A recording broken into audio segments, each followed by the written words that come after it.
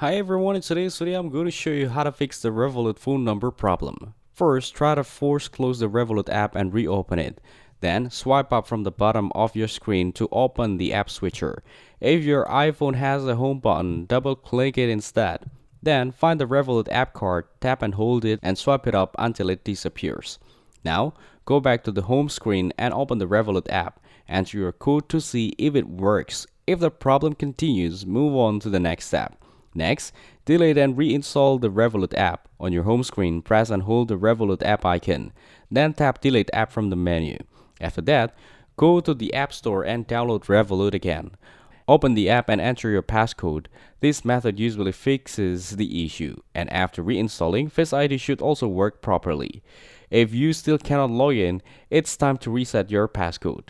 Open the Revolut app and tap Forgot your password, then tap Got it. You'll be asked to confirm your account by selecting a contact stored on your iPhone. Make sure you have your driver's license or national ID nearby because sometimes a selfie with the document is required for verification. After verification, a passcode reset link will be sent to your email. Tap Authenticate in the email, create a new password, and you will be logged in automatically.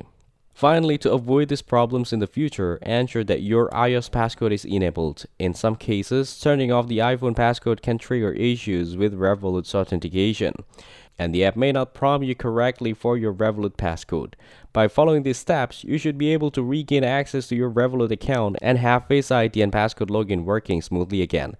If this video helped you, make sure to like the video and subscribe to the channel. Thanks for watching, and I'll see you in the next video.